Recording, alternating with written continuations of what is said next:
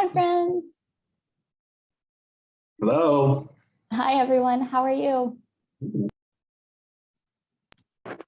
Christy. How is your Monday going? Too much homework. Too much homework. Every time, literally every Homework. time I think the week is over, there's new homework coming out. Yeah, and it's become more. Oh, goodness. Like you guys never get a break.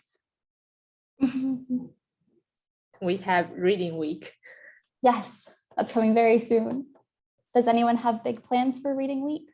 I'm going to Waterloo. Toronto for sure. That's exciting. Are you staying for the whole week? Probably just a couple days, I guess. That's so nice. Does anyone else have big plans? Or no plans yet?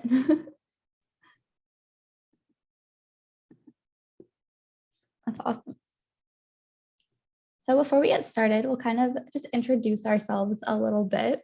So for anyone who hasn't met me yet, I'm Allison. I am your student advisor at the Renison English Language Institute.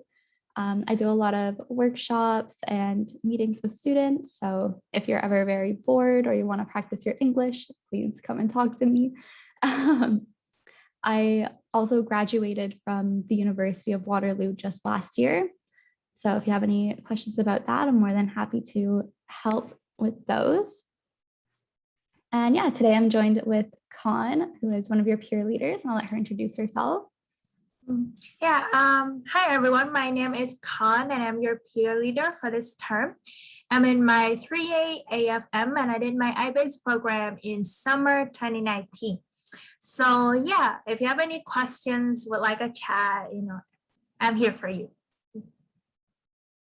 Awesome, thanks, Khanh. So welcome everyone to the Grade Shock and Imposter Syndrome workshop. This is a fairly new-ish one for both of us, so bear with us as we go through it. We always do like to keep our workshops very light and friendly, so if you have any questions along the way or you want to just share something with us, feel free to at any point. You can either unmute yourself and just say hi and tell us to stop, or raise your hand, or just send a message in the chat and we'll keep an eye on it too and try to get all your questions answered. So we'll just do a quick rundown of how the session is going to go. So we're going to start by learning about what imposter syndrome is, the signs of developing imposter syndrome, identifying imposter syndrome and like the variations of it, and then coping with it if you happen to find yourself falling into one of the categories. And then Khanh will take over and we'll talk a lot about grade shock and what it is and identify the causes. And then we can discover some ways to prevent grade shock and learn about what to do if you do experience either grade shock or imposter syndrome. And then we wanted to leave some time at the end just for an open discussion, just because we know that a lot of you are just kind of starting university right now, and a lot of these things might hit a little close to home for you, or they might be very relatable. So we want to just give you a chance to talk and share your stories and kind of help each other out as well. So hopefully that sounds good to everyone. So what is imposter syndrome? Let's get right into it. So imposter syndrome is believing that you are less smart or less capable than what other people think of you.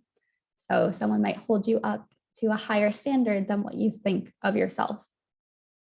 It's not a mental illness, so it's not something like anxiety or depression where a doctor could prescribe you something for it or diagnose it. So it's just something that happens. And it is experienced by up to 70% of people at least once in their lives. So if we haven't experienced it yet, most of us probably will, and that's okay. It is very common. It is also something that we are very capable of overcoming with the appropriate coping mechanisms. And honestly, just a little bit of patience goes a long way for it. So I'm going to share a handful of polls with you as we go through. So the first poll question is, it's just a yes or no, and it's all anonymous. So just if you relate to this statement, I have doubted my ability to do well before, then answer yes or no for that.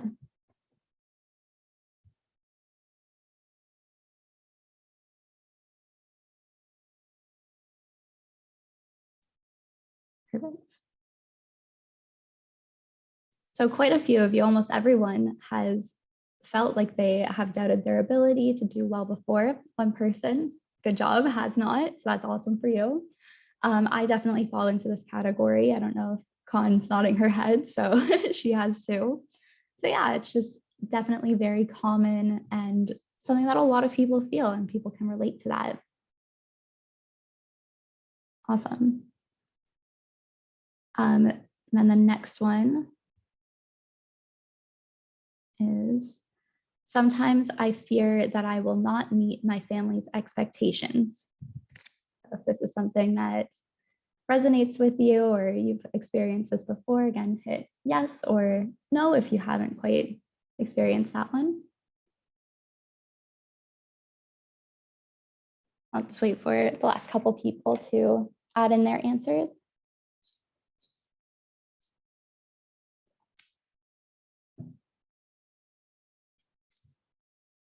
Perfect, thank you guys. So yeah, once again, quite a few of us have, a couple people have not. And again, that's totally fine. I don't think this is one that I quite relate to, but I can totally see where a lot of other people can hear those words or see their families and not feel like they're living up to what their families expect for them, which happens, and it's very cultural as well. Perfect. And the last one here.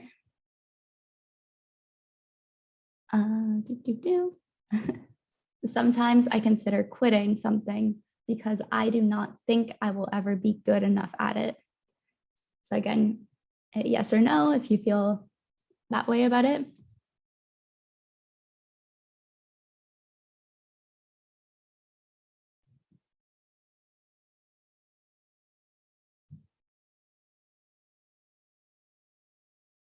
There's just one more we're waiting for. Perfect, thank you. So yeah, once again, the majority are saying yes and one person saying no, and that's totally fine. This is something that I 100% can relate to. I've talked to a lot of students about how I could never do STEM courses because I always think that, oh, I put myself in a little box and think, oh, I'm an art student. I can't do STEM. I can't do math. And that really is just an imposter syndrome in itself. So it's the same idea of like, I'm going to quit or just not even try because I don't think I'm going to be good at it. So awesome. Thank you all for answering those. Thank you for sharing. So some of the common signs of imposter syndrome are simply thinking that you're not good enough. So thinking that you don't live up to what you think a person should do if they're trying to achieve that goal. It's a fear that you won't live up to expectations, so like those family expectations or expectations that we even put on ourselves. Setting very challenging goals and feeling disappointed when you do not achieve them. So that's like taking on a really big task just by yourself, or not giving yourself the right amount of time to complete a really large task, and then wondering why you couldn't do that. Or even something as simple as picking up an instrument and not being perfect at it the first time you try. So something like that is very common to think of imposter syndrome. It's also about sabotaging your success. So saying things like, I'm not smart, so there's no point in studying. It won't help me anyway, which is the same example as me saying, I can't do math. Why would I bother trying? It's also thinking that you are successful because of outside factors. And this, I think, almost every student can relate to, is saying, oh, I did well on that test because the professor is an easy marker. Or instead of saying something like, I did well on that test because I know the material. I studied really hard. I did all my readings. I knew what was going on. But we'll always put it on, that was an easy exam, or that professor was an easy marker. So it's changing that mindset of putting something on something that's out of your control and recognizing that we do have the skills and the abilities to do what we hope to do. So there are a handful of types of imposter syndrome as well. So one is the perfectionist. So this person always feels like their work could be better. So nothing is up to their standard, nothing is where they want it to be. They also focus on their flaws and mistakes rather than what they did well. So a lot of times you see this with Olympic athletes. So a gymnast maybe misses one kick or one flip, and they think that they completely bombed their performance and it was the worst thing ever, but they still landed in second place. So you're a silver medalist in the Olympics, but they're still thinking, oh no, I messed up, I could have done better. This can always lead to high stress and worry about the future because they're constantly worrying about what they can perfect, what they can do better on next time. And it's a very stressful situation and a lot of pressure to put on yourself. Another one is the superhero. So these people feel like they're not good enough, which causes them to push harder to achieve their goals. So they think that the only way they could possibly do it is if they keep going and keep trying. But there may not be changing the way that they're approaching the goal or changing their methods. So that can cause them to become burnt out or exhausted from all of the pressure that they put on themselves, or maybe that other people are putting on them as well. Another one is the expert. So these people are always trying to learn more, but never satisfied with their level of understanding. So someone that might take on a bunch of different tasks or try to read something from maybe history and science and psychology and try to understand everything, but they can't accept that just knowing a little bit or having a little bit of knowledge in a lot of different areas is just as good as being an expert in one. So despite being very skilled, they don't see themselves as being good enough. And another is the natural genius. So this person feels shame if it takes them a while to master something. So they think that they're only good at something if they can do it quickly with little effort, and they might avoid challenges. This one I think is me. So avoiding challenges. So an example that I can come up with is when I was in the 4th grade. I know it's a while back, but I wanted to learn to play the violin, but I was not good at the violin because obviously it's a difficult instrument to learn. And I think I only stuck with it for maybe 4 weeks. So because it wasn't so natural to me, because other relatives I've had are really great musicians and it seems so natural to them. So if I don't pick up an instrument and get it like that, I don't see a point in trying. So maybe some of you can relate to this one too. And the last one is the soloist. So these are people who prefer to work alone and they view help as a sign of weakness or a lack of knowledge. And after doing check-in meetings this week, I know there's a handful of students out there who do relate to this one and who don't really like to ask for help or won't go to their teacher's office hours because they know they can understand it and you know that you can get to that goal and get to the point you want to be, but you don't want to ask for help because you don't think that that is an actual reflection of your own abilities if you do ask for help. I hope all of those make sense. Did you guys have any questions about the different types of imposter syndromes, or maybe want to share an example of one of them if you have one?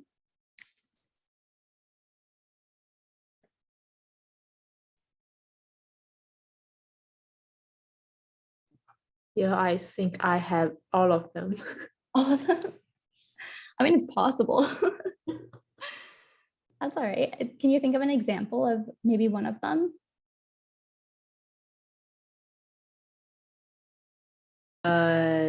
Just like I always think I'm not good enough, and I try to work as much as I can. Yeah. Oh, thank you so much for sharing that. Hopefully by the end of this, you'll know some different ways to alleviate the stress and reduce your stress about being so good or like feeling this imposter syndrome. And you can be a little more confident in your work and yourself going forward. Yeah. I mean, I don't know. I mean, after my first quiz, I got like 49%. Like 49. That's like the lowest grade ever in my life. And then I mean personally, I'm not a guy like really into socialize with others. So yeah, and I stay alone and like doing work and stuff.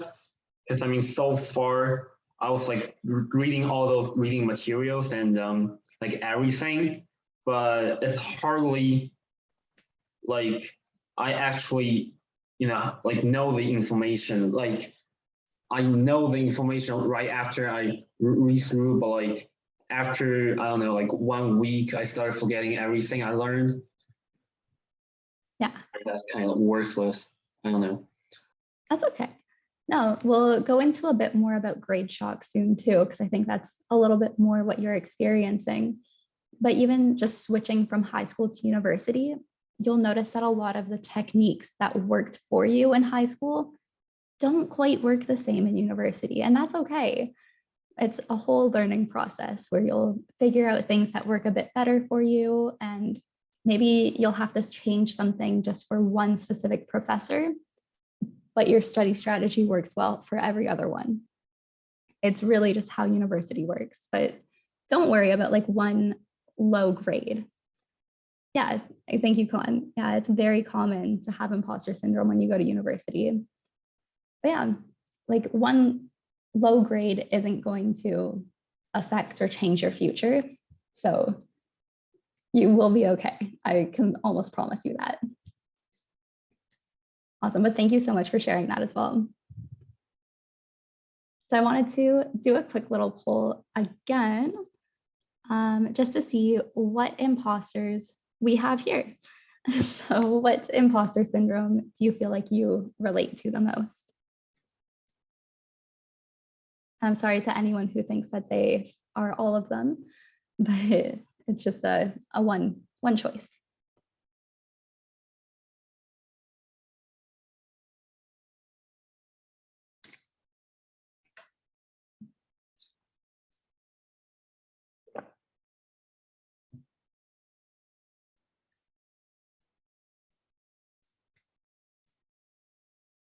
Perfect, just waiting on a couple more. I'll give them a few more seconds.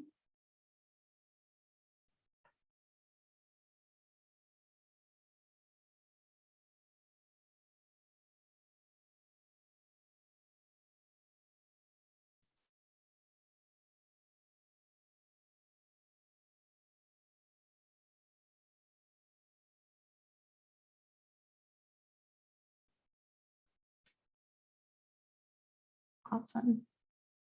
Perfect, thank you. So we have quite a few perfectionists in our group, one superhero and a few experts as well. So remember, it's like Khanh said, it's totally common to experience imposter syndrome when you get to university.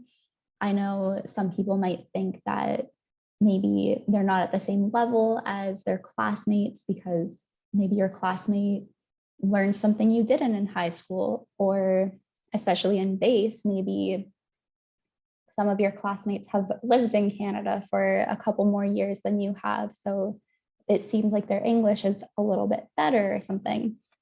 But remember, like we're all here at the same time, doing the same programs, learning the same things, working towards the same degrees. And everyone that is here is meant to be here and you earned your spot 100%. So I can guarantee you that. Yeah, thank you all for sharing your imposters there. I hope you've kind of learned a little bit about yourself, and we can talk about some other ways to kind of move past imposter syndrome and work through it. So a few ways to cope with imposter syndrome. So the first one is to ask yourself, must I be perfect for others to respect me? For me to respect myself, is there evidence that others still respect me even after my mistakes?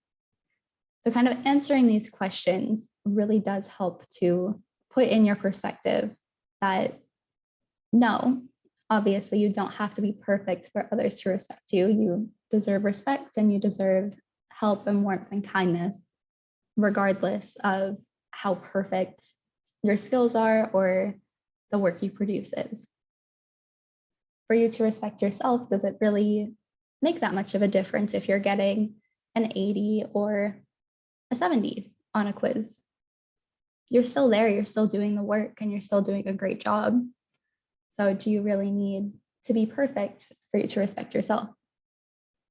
And is there evidence that others still respect me even after my mistakes? So are people still in your life? Do you still have the same friends and family and the same love as before? Most of the time, that answer will be yes. The second thing to do is to write down the accomplishments you have, and not just academic or work-related things, but social too. So if you want to write down academic things, you can first start with the fact that you got into BASE or got into the University of Waterloo. That's a huge accomplishment. Or non-work related, you can talk about the friends you have, your social circle, your something that you like to do, any hobbies that you enjoy, and things that you've done well in those. There's lots of different options and different things that we can celebrate our better selves that aren't just related to our academics and our work. You can also tell yourself that it is normal to make mistakes or get things wrong, because everyone does, and it's how we learn and grow. So the person that I'm filling in for my job right now, AJ, which most of you will probably meet him next term, he always says, if you don't make a mistake, you're not learning. So making mistakes is the only way to learn, whether it's to learn the material or whether to learn a lesson or to learn that something just isn't working and to do better and grow. If you haven't made a mistake at any point in your life or at any point in your studies, you haven't really been learning. So try to normalize that kind of in your brain and keep reminding yourself of that.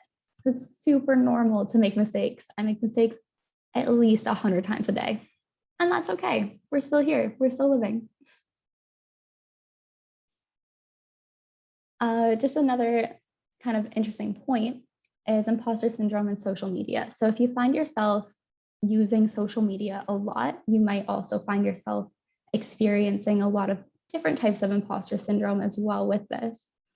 So it's like constantly comparing yourself to others, which contributes to imposter syndrome, of course, and social media influencers who only post what they want others to see leaves out a whole lot of their failures and hardships in life.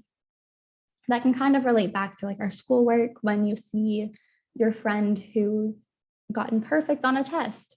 They're probably only sharing the good grades that they've received. You're not seeing all the failed attempts. You're not seeing all of the rough drafts that they produced or all the rough work that they did before getting to that point. You're only seeing the shiny gold sticker at the very end. So just remember, we don't always see people's mistakes and people's hardships to get to the point that they want to be at, to get to their goal. So just a little word to leave you with is failure is not falling down, but is refusing to get up, from a Chinese proverb. So I really like this quote because it's absolutely true. If you do fail or you do make the mistakes, that's fine. It's what we do with those mistakes that kind of pushes us forward and shows us where we're supposed to go. And now I will pass this over to Khanh if no one has any other questions about imposter syndrome, or we can do questions at the end. if Khanh wants to come back and start on grade shock. Yeah, perfect. So first question over here, what do you think when you hear of the term grade shock? Feel free to unmute yourself or just give us a quick text in the chat.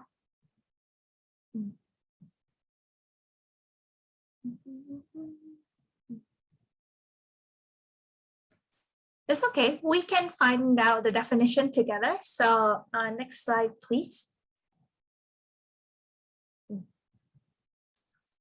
So grade shock is the stress that a student feels after learning that they have lower grades in their first year of university versus when they were in high school. So it's very common, and as you can see on the slide, nearly 50% of the students surveyed responded that their grades dropped by 1 letter grade, and 23% said that their grade dropped by 2 or more.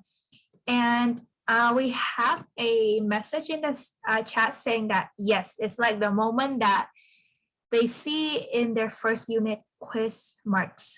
Yes. Yeah.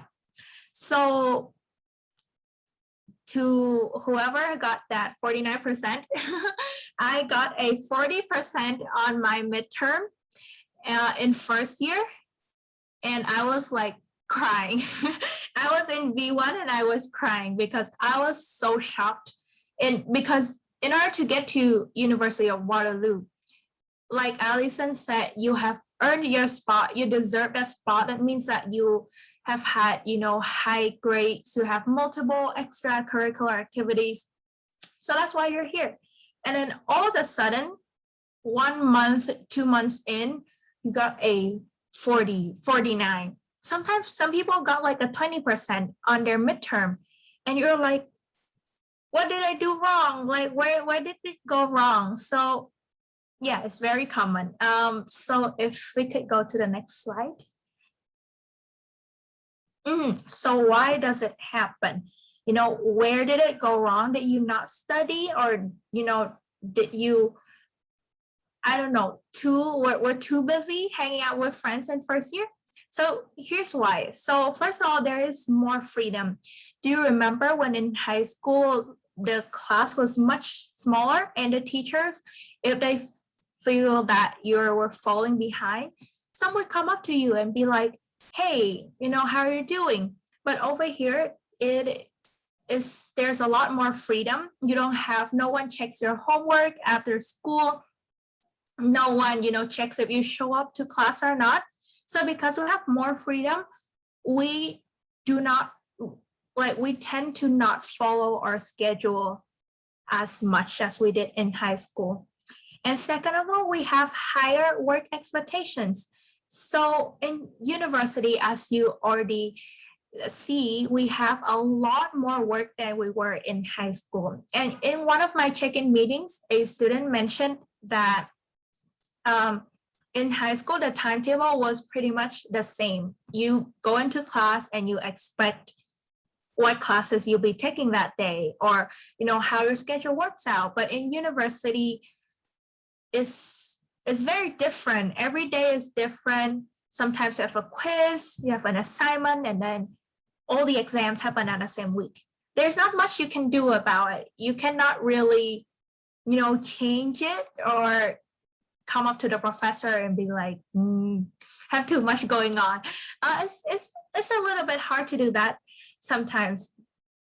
And also, this is what I learned the hard way in first year, is that it's not that the professor and the school don't care about you. It's because they don't know. They just don't know what's going on in your life. So as I said before, in high school, the class was smaller. You know your friends. You pretty much know all the teachers by the end of your senior year. If something is going on, most likely one of them will notice that you're having trouble, that you're not feeling great. But in university, because there are so many people, the professors might not know. They don't know what's going on behind the scenes. Your friends might not know what's going on behind the scenes as well. So if you need help, you have to advocate for yourself. You have to go out and say, I need help. And the moment that you say, I need help, let's say in like Renaissance communities, someone will be there for you. Like if not all of us. So yeah, so that's why Great Shock happened. Does anyone, relate to this, or can you come up with any other reasons? Can we come up with any other reasons that Great Shock might happen? No.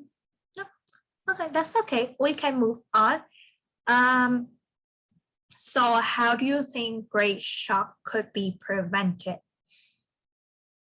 So could someone please share with us if there's any study strategies that you've been doing that has been working so well for you? Or if there's something that you've been doing but it's not working well for you as well. Yeah, feel free to unmute yourself or share with us in the chat. I don't know. Like, I guess my study strategy was like something was going on that is wrong.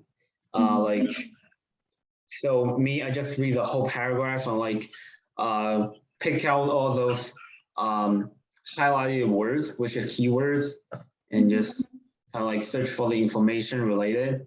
But like in the quiz, they always go for all those weirdest point, like anyone, like no one will see in the paragraphs. Like they always go for those. So I don't know. I guess just read the whole thing. I don't know. No, I totally relate to that.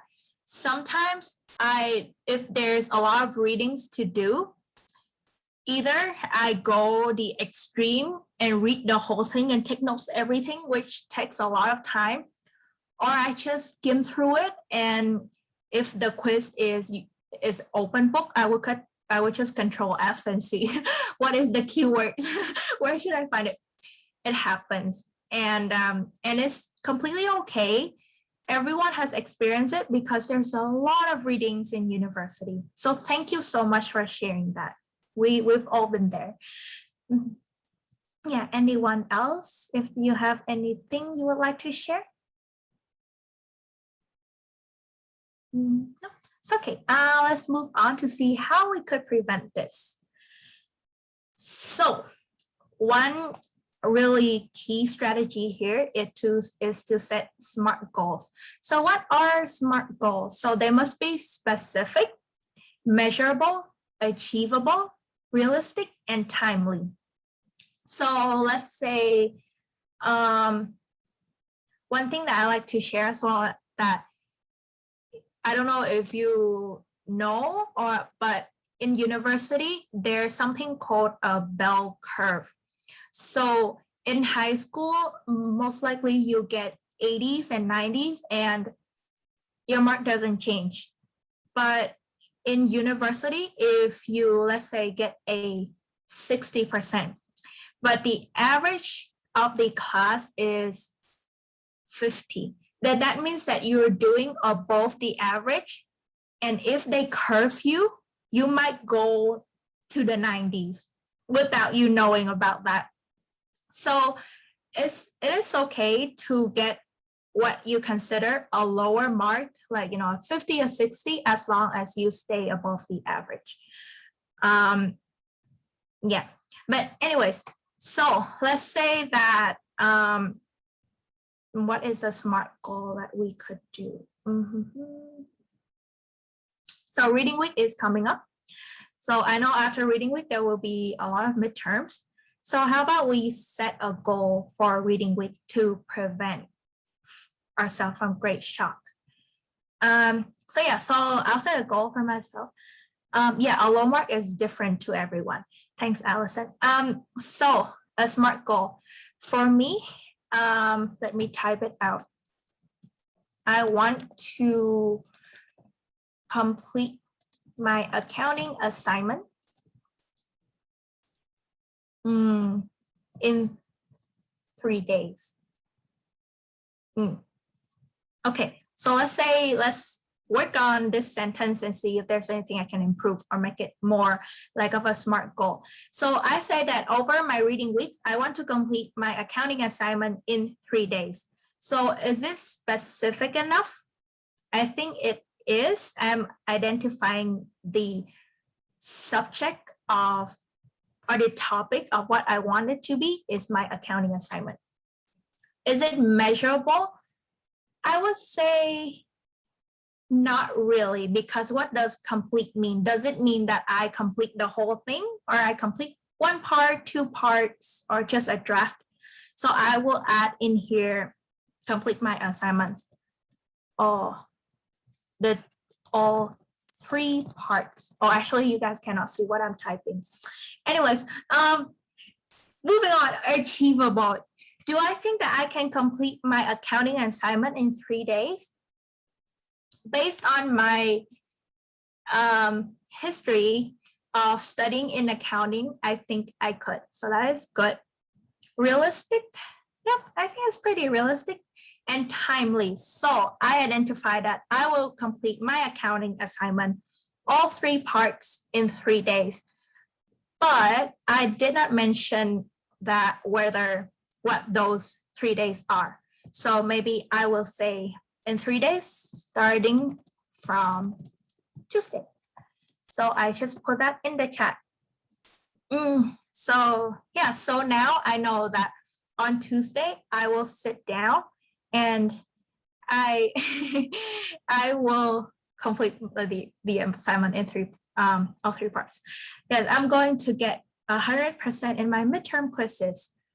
How do you want to do that? Trying to be more specific here. How do you want to achieve your 100% in your midterm?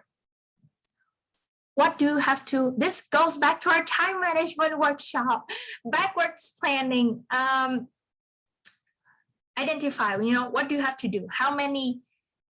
Break it down. How many parts do you have to learn? How many chapters? When do you want to study for it? What time? And yeah, just because 100% on midterm, it happens. I've seen it happen of people getting 100 in their midterm and finals before. So if anyone would like to think of a SMART goals, feel free to put it in the chat or unmute yourself. Yes, I'm going to finish my Pebble Pad in 3 days. When are those 3 days? Because for me personally, if I said 3 days, it could be, the end of reading week. It will be Saturday and be like, oops, now my 3 days is gone. So maybe a tight daily schedule. Yes, you can set SMART goals for any period of times that you like. It could be 5 years from now. It could be just before the reading week, or it could just be for like a daily schedule. So yeah, so definitely setting your daily schedule is a great way to prevent this to happen. Anyone else would like to share?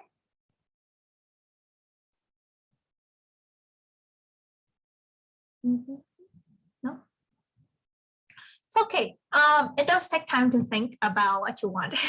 So yeah, so let us know, or even after this, you have a goal and you're wondering if you like more input on how to make it happen, just let us know. Just let me and Allison know. Next slide, please. We've been talking a lot about goals. So other than setting the goals, how do we actually get down to it? Obviously, the first one would be to go to class. I know if you have classes, honestly, okay, in my first year, I was so happy being in university that I was just staying up late, hanging out with friends, and did not go to class. And yeah, and I'm like, woo. And at the end of towards my final exam, I was like freaking out because I had to go through all the materials by myself. So it was really bad. So please go to class. And even if it's online and there is a recorded video, the more you put it off, the more you will suffer during your exam periods. So yeah, go to class. just kind of like be on top of it. Falling behind a week is all right, but don't fall behind too much. Stay organized. So use a planner or a calendar app to stay on top of your deadlines. And if anyone would like more resources on this, I know Allison and I have a lot of resources on time management. Utilize office hours. So when I was, after I got my 40, I was freaking out, and I went to my first office hour, and we sat down and we talked about, what went wrong over there, what I didn't focus on. And it does help a lot. And I think it does help me to understand the materials and like how to study it. So please go to office hours. And again, advocate for yourself if you need help, because or else we would never know. Okay. And then, go to office hour, talk to your professors, and and just be aware that, sometimes things go out of your way. And as long as you feel like you're, again, go back to imposter syndrome, you should be proud of yourself. And you're doing a great job. And it's okay to make mistakes. It's okay to have lower marks. And as long as you don't you stay within your goals and you're doing okay. That's all that we want for you. So I think we have a poll. Do you think that you have experienced grade shock since starting university?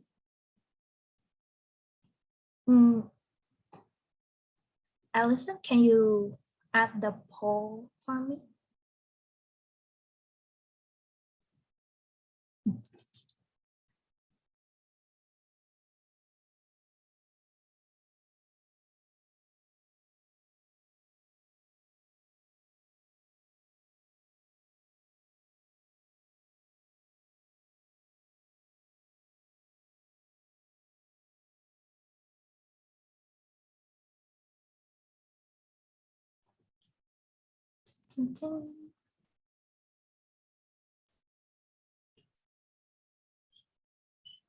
So it seems like quite a few of us have experienced this in university, and one of us has not.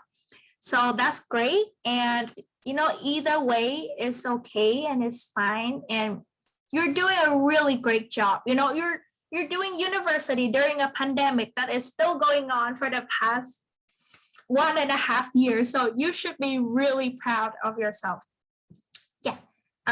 Next slide, please. I think. So you're experiencing grade shock or imposter syndrome. What should you do? Yes, again, don't panic. It is very normal for us. We've all been there, and you can get through it. We believe in you. So resources. Again, advocate for yourself. Let us know if you need anything. So talk to someone, instructors, our Renaissance Student Experience team, Student Success Office if you have any questions about academic, health and counseling services, and of course, your friends and your family. And if you need, a tutor, there's a Tutor Connect on portal. So let us know if you have any questions about it. And there's also the Waterloo Writing Center who can help you improve your writing, look over your work, and just help you with writing skills in general. So please let us know if you have any questions, because this is our job to be here to support you. So we're here for you. Awesome. Thanks, Khanh. There's just mine and Khan's email, as well as our Calendly pages. I'll send the meetups link in the chat as well. Well, I'm just going to stop the share here and just open up the floor if anyone has just any general questions or anything that anyone wanted to talk about, or really just anything at all. Remember, we are here, just like Khanh said, and more than happy to give you guys a hand if you need it.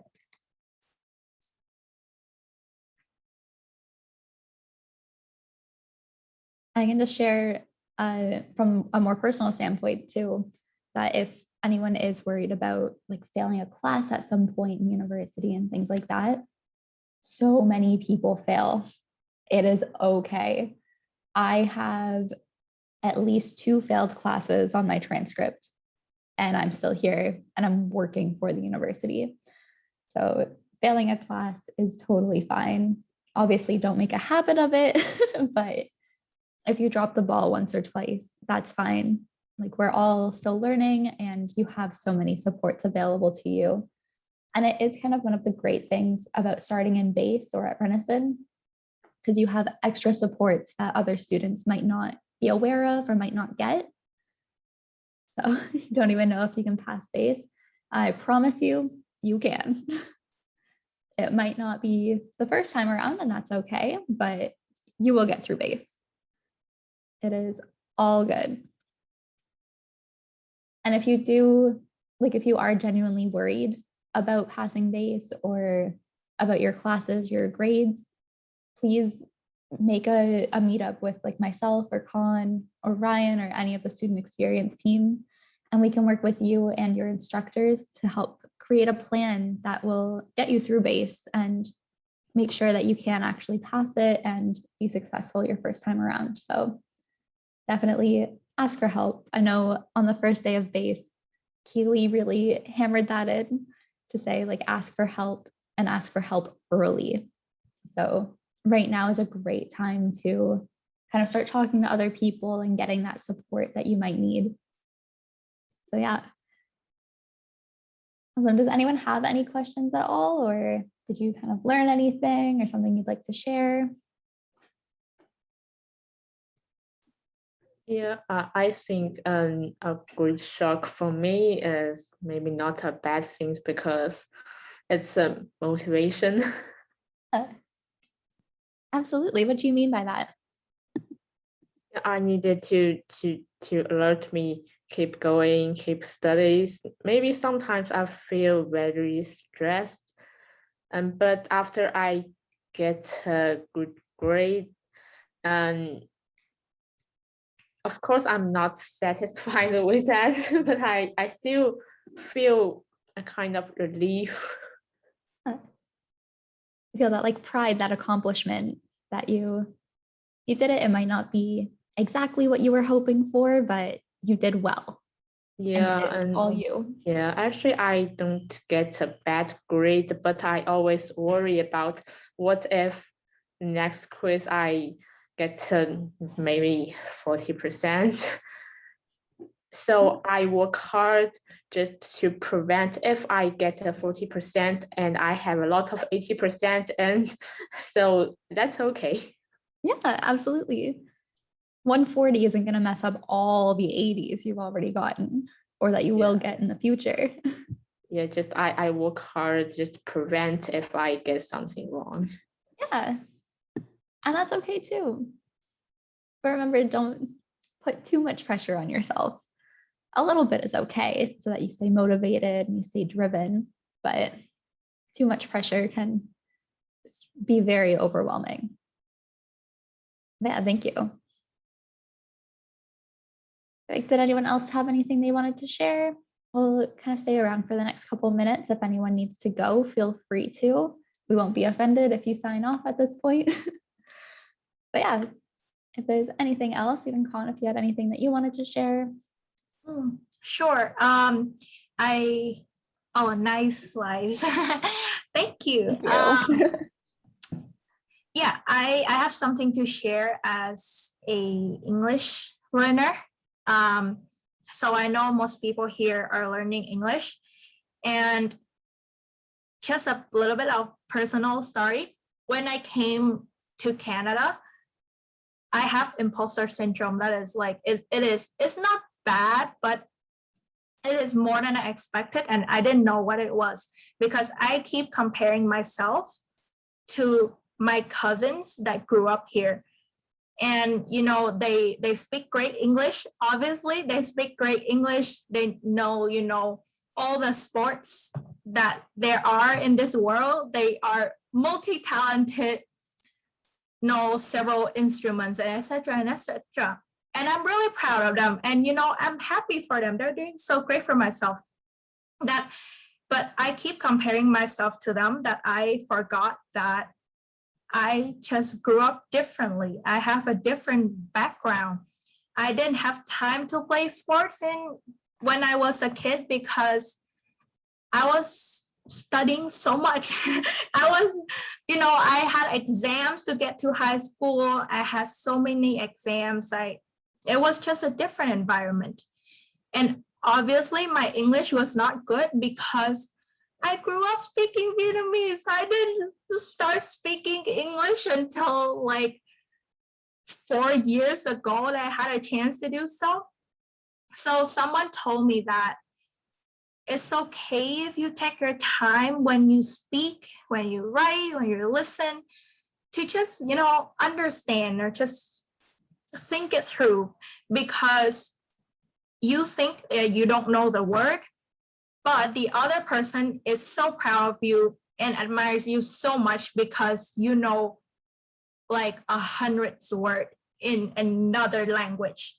So if you feel like, your English is not improving as much, or if you need, a little bit of time when you speak to think it through and think of the word that you want to say, it's okay. It is completely fine. That's awesome. Thank you so much for sharing that. That's 100% true. And also remember, like, first of all, don't compare yourself to native English speakers. That's just not fair to you at all.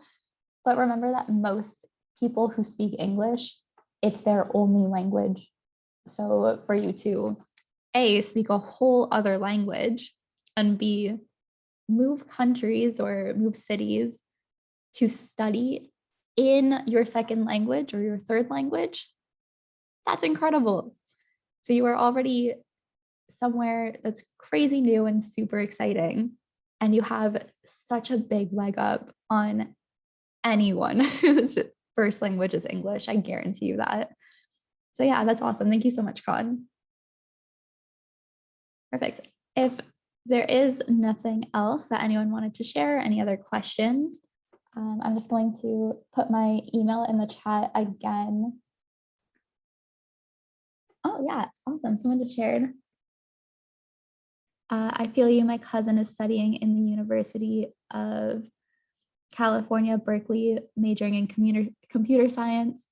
My brother is a kind of well-known singing star in China, and my younger cousin is also good at just about everything. So the fact that they are better than me has me quite stressed. Everyone can relate to this. Everyone has high achievers in their family, I think. Yeah, I've been there, done that. Thanks, Khanh. Yeah, it's so easy for us to compare ourselves to others, but you have to kind of remember that like you're doing your best too. And what you think is just kind of an average ordeal, so maybe studying at Waterloo, regardless of your major, you're probably thinking, oh, this is nothing compared to my cousin who's a superstar. But somewhere someone is looking at you and thinking, oh, I wish I could be in their position too, or I could never do that. So, it's always like the grass is greener on the other side kind of situation, where we always think that someone else has it better or that they have the easier life, but that's not the life for you. Like the life that you're living is the one that you're meant to be living, and that's okay. So whether you're at the stage that you want to be right now or you're getting there, just take your time. You got lots of time. I hope that makes sense. As long as you are happy, absolutely. Yeah. So yeah, I'm just going to send my email in the chat if Khanh wants to do the same as well. So you guys can have those. As well, we're both available all the time on WeChat and WhatsApp. and through our meetups, which I sent the link a bit earlier too. Please feel free to reach out to us if you have any questions, or if grade shock or imposter syndrome starts to become something that's very prominent in your life. We want to help you, and we're more than happy to sit down and talk to you. Even if you just want to vent about it, even if you just got a bad grade and you want to sit down and say, I got a 40 and this is stupid, that's fine too. I've been there. We all have. So yeah, please feel free to reach out to us. And other than that, thank you so much for coming for this workshop, Khanh. Thank you so much for co-hosting. And we hope you enjoyed it and got out as much as we did. Yeah, I hope you all have a great night. We'll stick around for the next 2 minutes, but other than that, have fun and thank you for coming again.